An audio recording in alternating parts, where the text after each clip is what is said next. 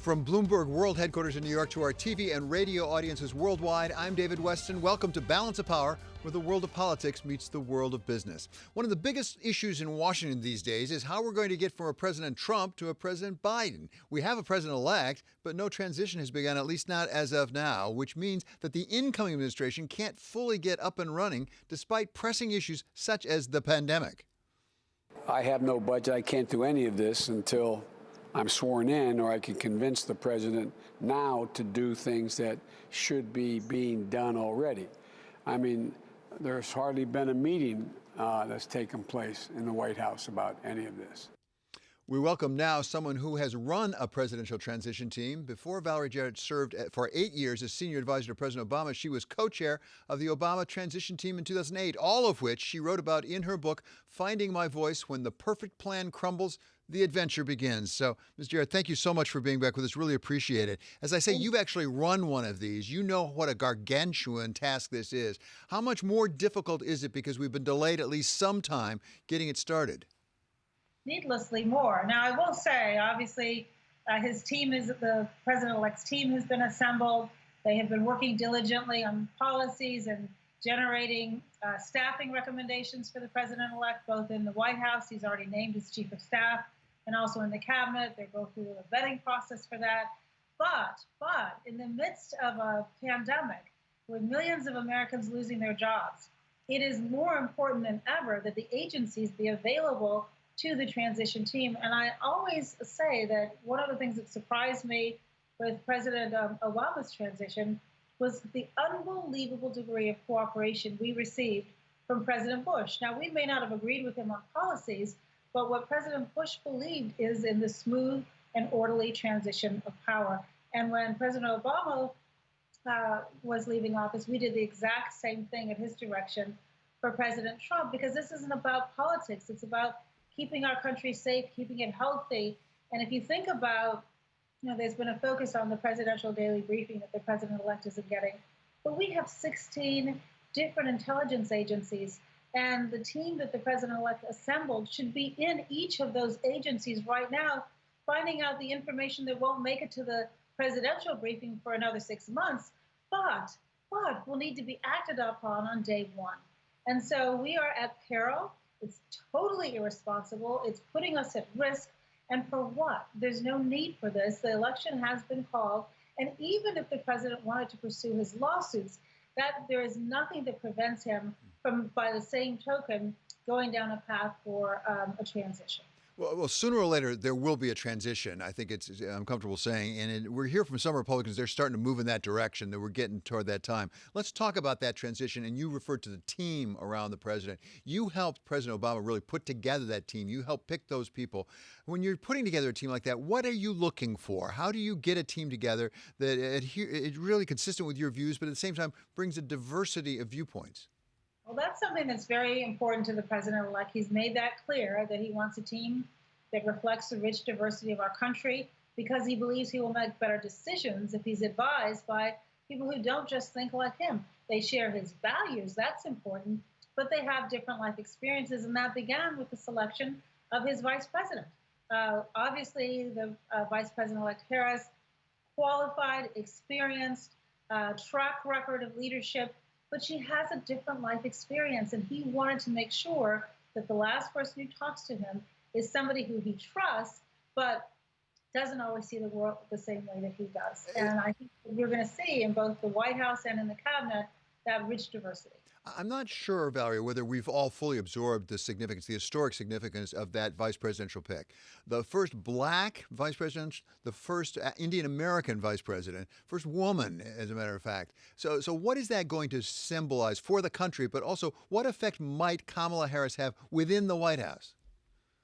Well, I think she's going to be a powerful voice, and that's what he said he wanted, which I think reflects not only well on her, but also well on him. She's shattering through glass ceilings of all kinds, as you mentioned, David. She will be a role model for people all across the country and the world about the new look of leadership. But she also is going to help him make really tough decisions and bring her life experiences to bear on that. And that's what he says he wants, not just as his vice president, but throughout the administration. Already the transition team is majority women. It's near majority people of color. And so he's off to a very good start. And I think that you can tell a lot about a person by who they surround themselves with. And since I know so many of the folks on the team well, I am really impressed. I know that he will hit the ground running, but to return again, David, it would be so much easier if we had the full cooperation of the Trump administration. When I say we, I mean our country, because this is really about putting country first. Every new president comes in with a very full inbox, I think it's fair to say. But this president in particular, the President Biden, when he takes office, is going to have the coronavirus. He's got economic issues. He has a lot of issues domestically before he gets to international issues. At the same time, there are pressing issues that you really took some ownership of when you were in the White House. Things like racial justice, things like how we're dealing with working mothers who are particularly hard hit right now. For example, here in New York City, as their kids are not in school, the working mothers have a very difficult time. What can the White House, what can the administration do without the cooperation of the Congress in those areas?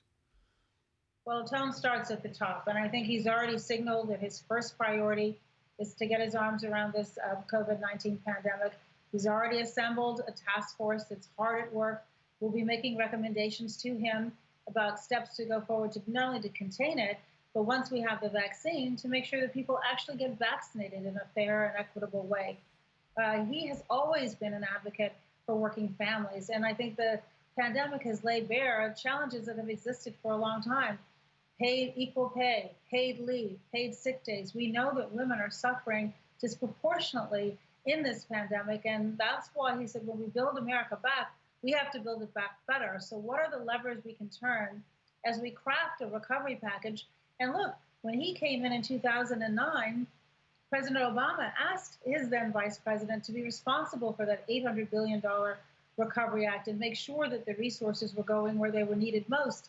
And so he is well prepared to do this again. And in fact, his chief of staff that he just elected was the same person who was his chief of staff at that time. So he has got to, he said the only way we're going to grow our economy is to get our arms around this pandemic. And I will say, sitting here watching it spiral out of control with no leadership coming from the White House day after day after day, with reaching 250,000 people dead, just think about those Thanksgiving tables where there are going to be so many empty seats in our country. And so again, that's why this is a critical time as that virus is spiking.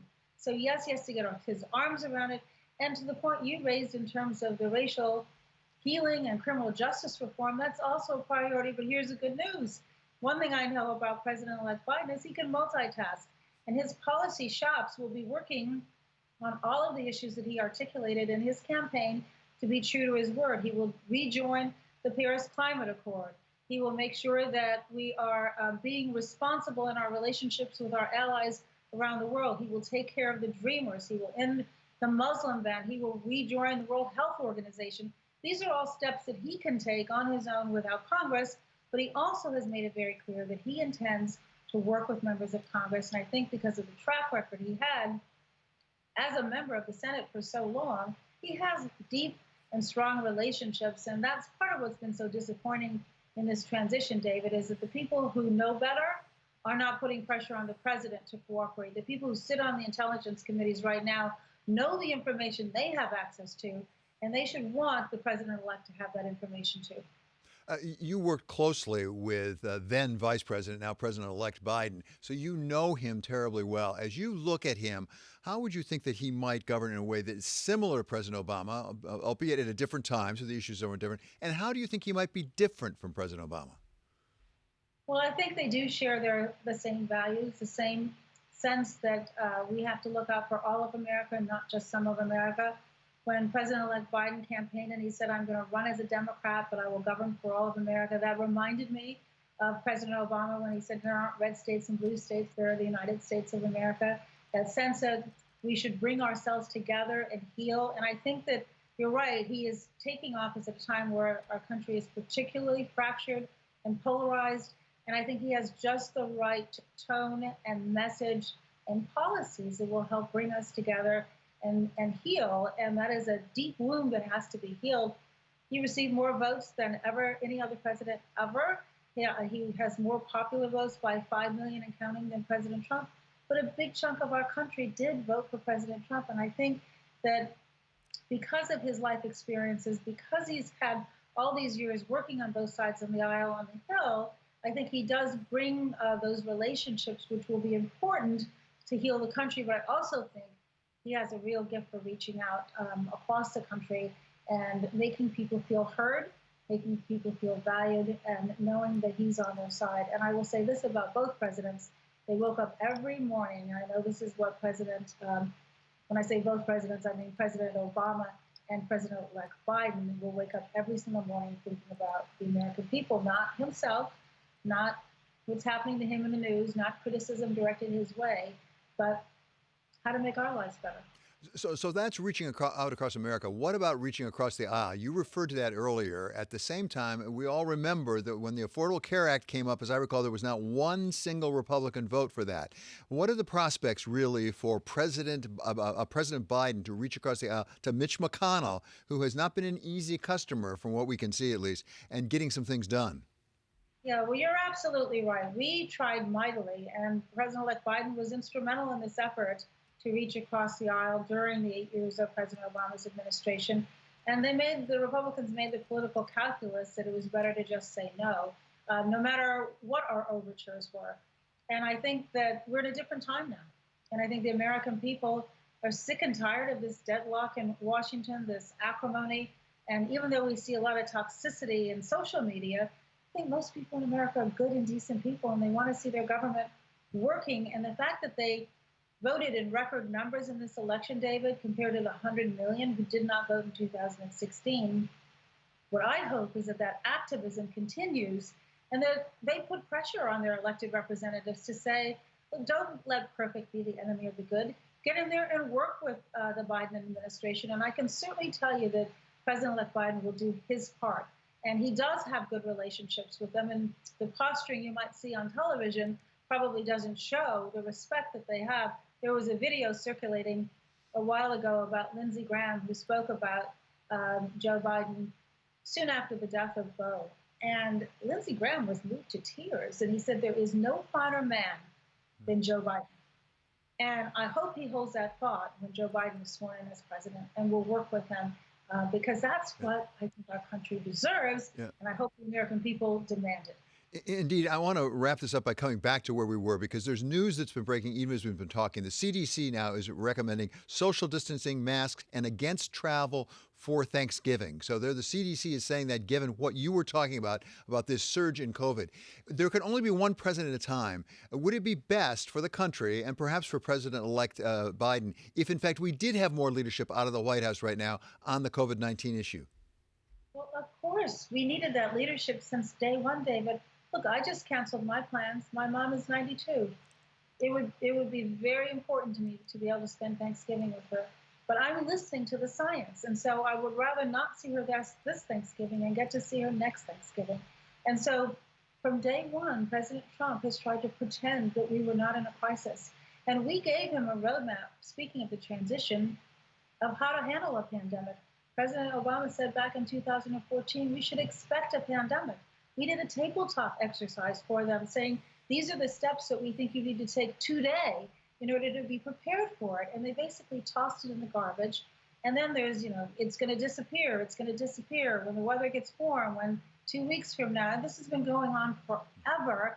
And in the meanwhile, we've lost 250,000 Americans, many who just simply did not need to die. So yes, we hunger for leadership from the White House because there is only one president at a time.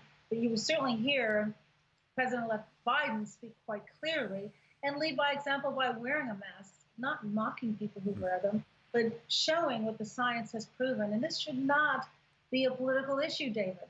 This is about following the science and keeping ourselves safe. So, yes, I think we should all just settle down and spend this Thanksgiving being grateful for what we have and being prepared to take the steps necessary to not put either ourselves or others in jeopardy. Yeah, it is the sad truth, but it is the truth. Thank you so very much to Valerie Jarrett. She's former senior advisor to President Obama.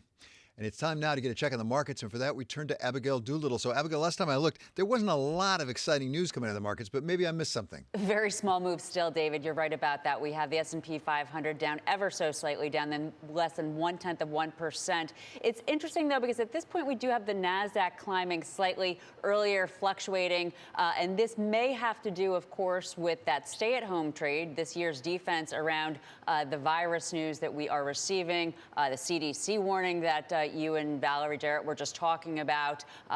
The Russell 2000 also down slightly. So overall, small moves. And, that stands out, too, just in the fact that we do have the virus worsening. But investors yesterday on the New York City school closure news, there was a big leg lower. At this point, though, we don't see much follow through. So it's going to be interesting to see what way it goes. But where we still have a message, David, bonds. Bonds over the last 5 to 6 days, there's a decent rally. So it suggests that some investors are bracing or hedging for uncertainty around the virus, perhaps other factors that could come to play. It's going to be interesting to see whether or not we see that defensiveness with bonds play into stocks. But right now, again, very, very small moves on the day, David. Thanks so much to Abigail Doolittle for that market report.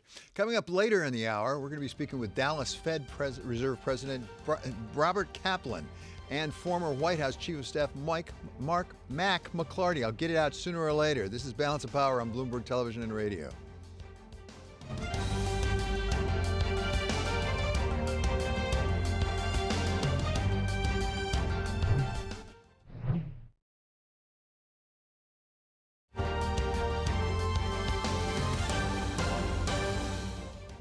This is Balance of Power on Bloomberg Television and Radio. I'm David Weston. We turn now to Mark Crumpton for Bloomberg First Word News. David, thank you. Microsoft co-founder Bill Gates says it's, quote, mind-blowing that the United States hasn't done more to slow the spread of the coronavirus. Speaking at the Bloomberg New Economy Forum, the co-founder of the Bill and Melinda Gates Foundation did highlight some progress being made on COVID-19 vaccines. The only thing they've done well is they funded more R&D, not just for US-based companies, but for companies around the world, including a lot of these European constructs. And, that was a good thing. That was a favor to the world. The rest of it, the US is sort of at the back of the pack. The diagnostic work we did, the messaging, even today, the messaging is reaching a new level of incoherence. And Mr. Gates added it's too soon to say whether COVID-19 will be fully eliminated. Talks over a post-Brexit trade agreement were abruptly disrupted today when one European Union official involved in the negotiations tested positive for the coronavirus. EU chief Brexit negotiator Michel Barnier tweeted that he would suspend talks with the UK for a short period. The two sides are trying to reach an agreement by early next week to allow time for a deal to be ratified before the end of the year. The U.S. Secretary of State Mike Pompeo visited an Israeli settlement in the occupied West Bank today, the first top U.S. diplomat to ever do so. The State Department also announced a major policy shift, saying products from the settlements can be labeled Made in Israel. And Secretary Pompeo said any groups that participate in the Palestinian-led boycott movement will not be receiving government funding. Global news 24 hours a day on air and on Bloomberg Quick Take, powered by more than 2,700 journalists and analysts in over 120 countries. I'm Mark Crumpton. This is Bloomberg. Thanks so much, Mark. One of the issues facing the incoming Biden administration will be how to address the calls from both sides of the aisle for regulation of big tech, including a pending antitrust case filed with the Justice Department. Dan Tarullo served in senior economic policy roles in the Clinton and Obama administrations before he went on to be a governor of the Federal Reserve. And he has a different approach to dealing with big tech, one that hasn't been talked about all that much. I would assume that Biden appointees will share some of the concerns about big, arguably monopolistic tech practices that have been discussed in policy circles for quite some time now. The question of how they'll proceed, and I don't have certainly any inside information on it, the question of how they'll proceed is an interesting one, because they are, after all, facing a judiciary that is heavily populated with judges who are not especially sympathetic to innovative antitrust ideas. it raises for me the question as to whether the Biden administration, through its appointees at the Federal Trade Commission, may want to look at the use of Section 5 of the Federal Trade Commission Act, that's what addresses unfair methods of competition, to do some rulemakings. Rulemakings could help in a couple of ways. One, it could define what are fair and unfair practices without getting to structural breakups of the like with some of the high-tech big tech companies. Secondly, they could use them to start establishing through a notice and comment process what are unacceptable practices for a dominant tech supplier in this new world in which they're not charging their users, but they're using the data of users.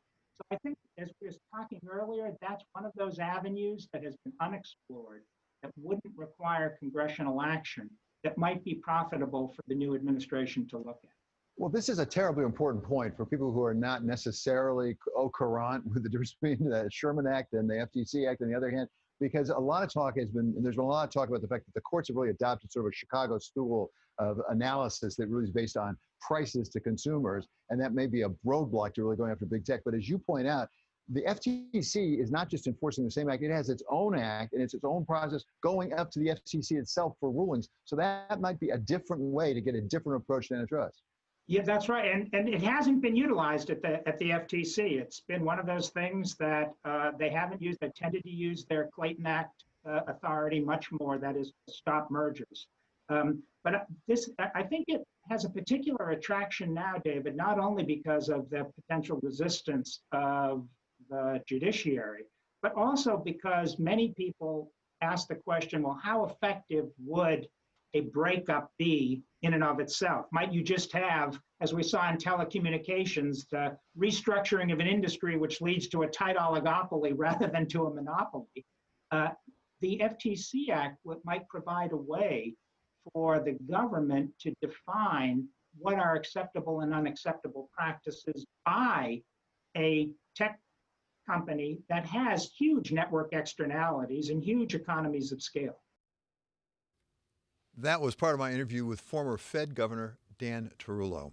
Macy's posted a third consecutive quarterly loss this morning as the retailer struggles with the coronavirus outbreak. Abigail Doolittle has been digging into the filings. Not pretty for Macy's. No, not pretty at all, and not pretty for the stock either. At this point, down about 0.6%. At the lows, down more than 10%. And interesting, David, they actually beat estimates, even though it was a third loss in a row. They beat sales estimates, too. So you would think that is better than expected, because it is, in fact. Where the disappointment came in is the best segment for them, which was digital, up 27%. That disappointed. So relative to the different sales groups, digital was the strongest, whereas store sales were down about 36%, comp sales down 21%, and digital up 27%, but again, on a sequential basis, down sharply from the previous quarters, up more than 50%, and really not doing as strong as other retailers out there in the digital platform. And the reason this matters so much right now, David, is as we go into the all-important holiday period, November and December, so important for all of these retailers. If their digital effort really is not up to snuff, it could hurt, especially as this virus appears to be really resurging here in the U.S. If there are shutdowns, it could affect retailers clearly if stores are shut and people cannot go to stores. So that already weak area of performance could get weaker, but the digital needs to make up for it. The loss that they have had in this past quarter, the next quarter, they're looking actually for a small profit, David, but it will hang in the balance of those digital efforts because the costs are higher in terms of shipping. So many different variables here at play, David, but right now, lots of uncertainty around Macy's in a difficult year. Macy's and some of the other retailers such as Kohl's and Nordstrom all down more than 40%. They certainly won't make that up stock-wise going into the end of the year, but hopefully they can put up a holiday quarter and season that investors will be happy for. But right now, folks are concerned that may not be the case. Yeah, particularly when some experts are really saying retail sales may be softening more than they have already. Thank you so much, Abigail Doolittle, for that report on Macy's and, for that matter, retail more generally.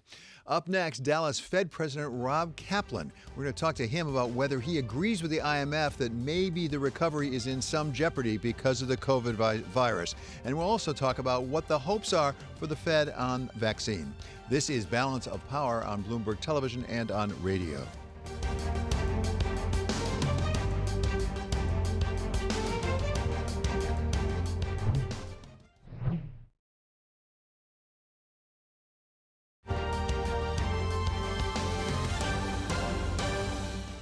This is Balance of Power on Bloomberg Television and Radio. I'm David Weston. For Bloomberg First Word News, we go now to Mark Crumpton. David, thank you. The International Monetary Fund is warning that the recovery from this year's recession is at risk as the resurgence of COVID-19 forces new restrictions on households and companies. IMG Managing Director Kristalina Georgieva spoke at the Bloomberg New Economy Forum today ahead of a virtual meeting of the Group of 20 this weekend. She said she'd urge the world's richest nations to continue their support for economies racked by the pandemic, despite the promising vaccine news in recent weeks. A second wave of infections is slowing down the recovery. It is losing momentum. And in that context, our first message to leaders is do not withdraw support for the economy prematurely. Stay the course. The coronavirus pandemic has infected more than 56 million people around the world and killed more than 1.3 million. New York City restaurants may be forced to halt indoor dining just as the colder weather makes outdoor dining less appealing. Mayor Bill de Blasio said today it's, quote, just a matter of time until the state orders indoor dining to stop. On Wednesday, Governor Andrew Cuomo warned that the entire city could be placed into the state's orange zone category of COVID-19 problem areas. Russia has surpassed 2 million COVID-19 infections, pushing its hospital system to the brink. The country has the fifth most cases globally after the United States, Brazil, India, and France. Dozens of regions, including Moscow, which is facing the largest outbreak, have closed bars and restaurants overnight, and most university students are studying remotely. But only one of Russia's 85 regions has imposed a lockdown. Prince William says he tentatively welcomes an independent investigation into the circumstances surrounding a BBC interview in 1995 with his mother, Princess Diana. Diana's brother claims journalist Martin Bashir used false documents and other dishonest tactics to convince Diana to talk. During the interview, Diana famously said, "There were three of us in this marriage," referring to Prince Charles's relationship with Camilla Parker Bowles. Global news 24 hours a day, on air and on Bloomberg Quick Take, powered by more than 2,700 journalists and analysts in over 120 countries. I'm Mark Crumpton. This is Bloomberg. David? Thanks so much, Mark. It looks like a vaccine is on its way, but the surge in COVID cases around the country points to what President-elect Biden has called a dark winter of growing infections and the shutdowns that come with them. And as we've just heard, the IMF is now warning of risks to the global economy overall. We welcome now Robert Kaplan. He is president of the Dallas Federal Reserve. So welcome back. Great to have you with us. So President Kaplan, how bad do you think this might be? What are the odds, for example, of dipping back into a recession, actually? So the irony is, we think over the horizon, 2021 is going to be a very strong year with GDP growth probably 3.5% or greater. Although a lot of that growth will be in the back half of the year. The challenge is, as you mentioned, is getting through the next 6 months, and we're seeing resurgence intensify all through the country, and we're seeing mobility and engagement fall off in those places where the resurgence is affecting or threatening the healthcare capacity, hospital capacity. If that continues, which it looks like it is continuing, you're going to see more and more cities fall off. El Paso is an example, Wisconsin, Chicago, Utah, Colorado. We're all seeing that kind of mobility engagement fall off, which indicates growth will slow. And so we'll have to see what the fourth quarter looks like. It is possible we could have negative growth if this resurgence gets bad enough and mobility falls off enough so that local officials, even though they don't want to do more restrictions, they don't have a choice. So the next couple of quarters is going to be very challenging. The good news is over the horizon, things will get better, but we've got to get through the next 6 months, and we've got to do more on mask wearing, social distancing, because a vaccine will help us eventually, but it's not going to help us get through the next 3 months. So negative growth, and for a couple of months, that adds up to a recession, as I understand it. So you're not ruling out that possibility. I'm not ruling out. If you'd asked me a month ago, I would have said we're going to grow in the fourth quarter as much as 4 or 5% annualized. But I think with this resurgence, I think the risks are all to the downside. The only good news, if there is negative growth and the rebound stalls, our own view is it'll be temporary. It'll last for a quarter or two, but it's a possibility. At this point, might that prompt Fed action? Could you, for example, increase your bond buying, or is that just not the right response to the problem we're looking at? I don't know if that's the right response. I do think it's critical that the 13.3 programs, these public market backstop programs, and programs like that support Main Street and the PPP, that they continue beyond year end. I think that's very important. I would continue our bond buying at the same pace that we're buying. If we needed to, if this got bad enough, we could extend maturities, but I wouldn't increase the size. But I think there are tools we have, and we're going to have to watch this very, very carefully. So you said maybe 3.5% GDP growth in 2021, back end loaded, or better. Fair enough, or better, but back end loaded. Is that entirely contingent upon an effective vaccine sometime in the middle of the year? Yes, it is. And so what we're assuming as our base case is we'll have a good vaccine or more than one vaccine by the end of this year. But the first order of business is going to be to immunize about 20 million healthcare workers in the United States. That could take up until, say, March or April.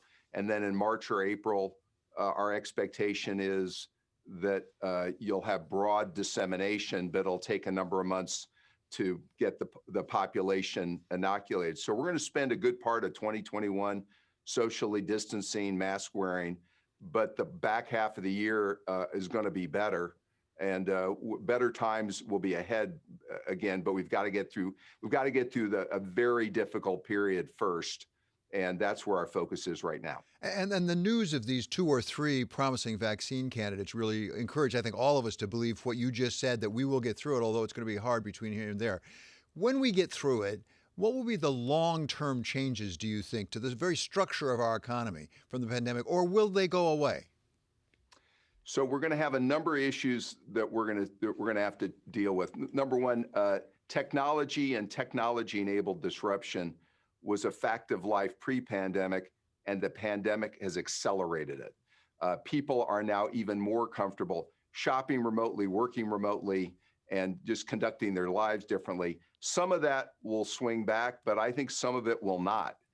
You could see in the future less business travel. You'll see reconfigured office space, maybe less office space for some companies. I think you're going to see more logistics and distribution centers to go with more online purchases. The bigger issue I'm also worried about structurally is our workforce. If you're high school or less, you are much more likely to have lost your job in this pandemic. You're less likely to be able to work remotely. And in the world we're moving into, you may need to be retrained and reskilled, and we're going to need beefed up skills training to help a lot of those folks get back into the labor market because their old job may not be there to go back to. Give us a time horizon for that, because I understand that if we're moving toward more of a technologically driven economy, we may need different skills. But how long will it take to get those people reskilled? Are we talking about years, even decades? Well, so on the one hand, it's already happening now in that lots of junior colleges and high schools in this country have already beefed up over the last few years to help people get reskilled. I just think we're going to have to get to the next level. I think in cooperation between businesses and junior colleges and high schools, it can happen, really relatively quickly. It already is happening. It just needs to be beefed up. And so we've got the template, but it's uneven across the United States, and that's the problem. Skills training has to be done locally because worker mobility is historically low. So if you don't have a junior college or high schools in your town or in your neighborhood that are focused on this, that's an issue. And my experience is it's uneven in the United States. So we'll have some growth just because of a bounce back. But if we're going to have long-term sustainable growth, it's going to have to come from productivity or a greatly increased workforce, one or the other. That's right. Where do you see productivity growth coming from? Because that seems to be key to the long-term growth projections for the U.S. economy.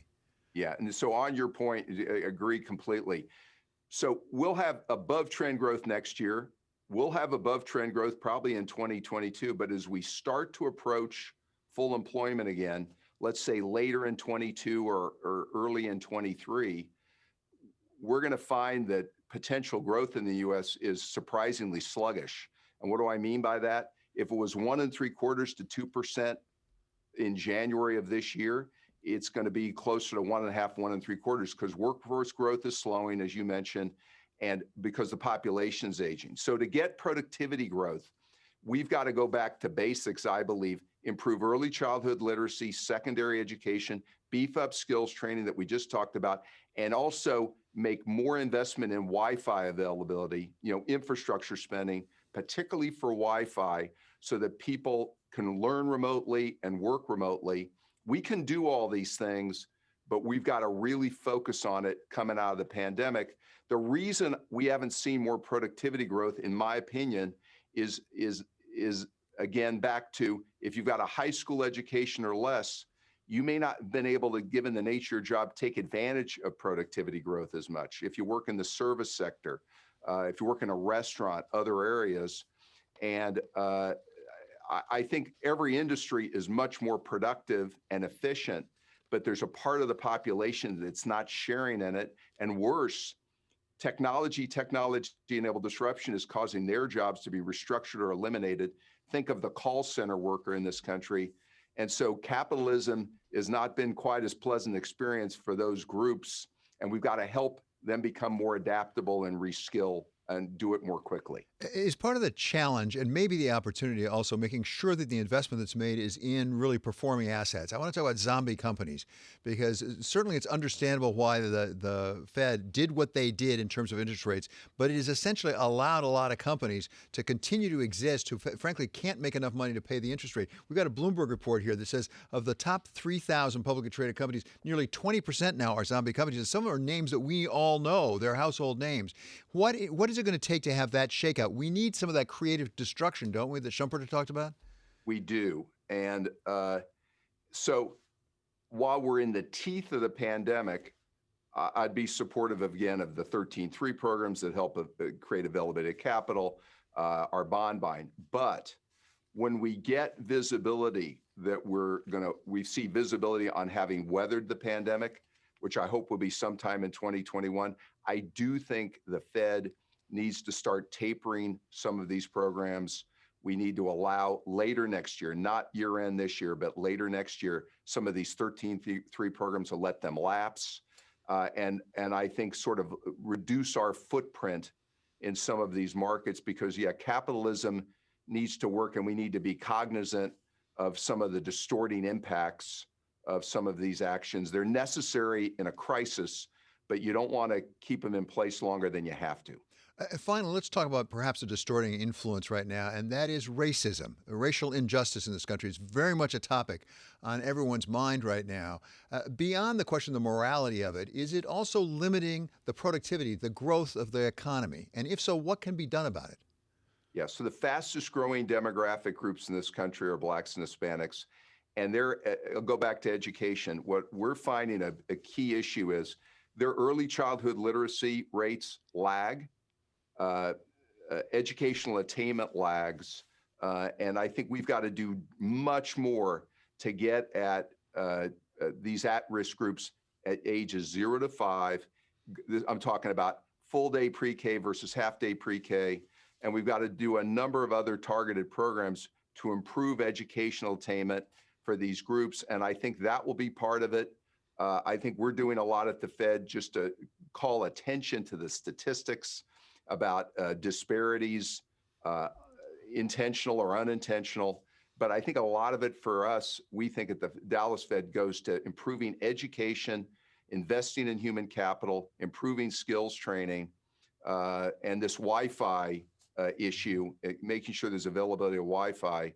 we've got to make some structural changes to get that, to help that group and create more equality. Also, our new framework where we are going to be less preemptive about inflation and allow the economy to run hotter. I think we found pre-pandemic that helped get some of these underrepresented groups back into the workforce. And I think we learned something valuable from that experience. And I think we'll use that in the future too.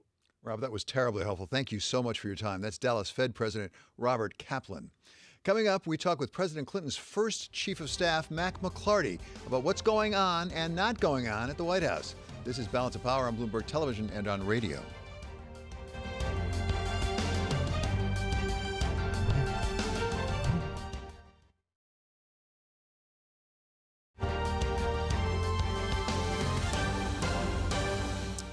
This is Balance of Power on Bloomberg Television and Radio. I'm David Weston. Mack McLarty went from running a major natural gas company to being President Clinton's first chief of staff, helping oversee a transition and then the assembly of a management team at the White House. Welcome now back to Bloomberg. So, Mack, thank you so much for being with us. You're one of the few people in the world who's actually done this. As you watch what's going on right now, it's always difficult. How much more difficult is it because the current occupant of the White House doesn't seem to want to leave? It doesn't help. Transitions are always a challenging time. There's such a short period of time, David, between a hotly and hard contested election to when the new president is sworn in on January 20th. So there's just so much work to be done to get a government in place. In this case, you've got to change of parties. That's always a challenge as well. So you really need a seamless transition, and that requires communication and cooperation from the outgoing administration. And to date, while we have heard comments from Robert O'Brien at the National Security Council and others say it will be a seamless transition, we have not yet seen that take place in a normal, active manner because President Trump has the right to challenge the results of the election. He's pursuing that through legal means, and he has every right to do that. But you still need the transition, in my judgment, to move forward. And I think you're seeing more people say that, and more Republicans say that as well. Well, it's interesting you say that because we had Representative Patrick McHenry, Republican from North Carolina, on just yesterday. I know Patrick. Yeah, and he said specifically, wait till the certification happens. That's going to happen within the next week or two here of the various states certifying their electors. He said once that happens, it's pretty much over. And he as much as said he would say that to the president. Is that consistent with what you're hearing? It is. And of course, you do have the complication or factor of the Georgia Senate race on January 5th, David. And of course, that's going to be for the control of the Senate. So it's a pivotal election. And that makes it more complicated for both parties, but particularly for Republicans.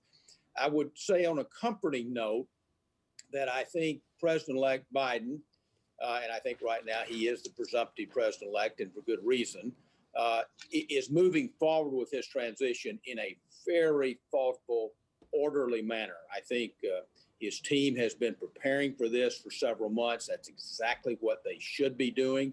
We did not have an opportunity to do that in the way that, looking back, I wish we had have done in the Clinton Gore administration. It was before 9/11. It was before all the funding was in place to support transitions. So I think it's much better understood now. So I think the Biden-Harris transition is underway. Ron Klain has already been named chief of staff. Ron worked in the Clinton-Gore White House. We were all a bit younger then. So I think that is proceeding. But bear in mind, David, the transition of power, peaceful transition of power, is a hallmark of any working democracy. Give us a sense. I mean, you, as I say, were the first chief of staff for President Clinton. Give us a sense of how you multitask, because, I mean, just from the outside looking what's going on right now, you got to put your own staff together, both in the White House and more broadly, get your cabinet appointments designated and hopefully get them confirmed. You got to work with your own party, and this Democratic Party has a pretty wide range of viewpoints, as we saw during the campaign. You also got to think about the other side of the aisle, particularly if you have to deal with Mitch McConnell, the majority leader up on the House. How do you prioritize those things? Do you have to do all of them at the same time, or is there an order to it all?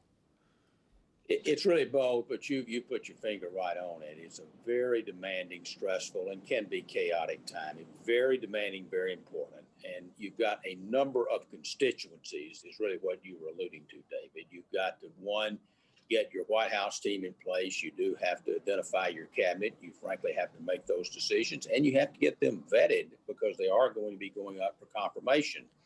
You certainly have to reach out to both sides of the aisle in Congress. That's absolutely imperative. You also have the press is very much an important constituency. You want to keep your message out there during the transition period, building on the campaign.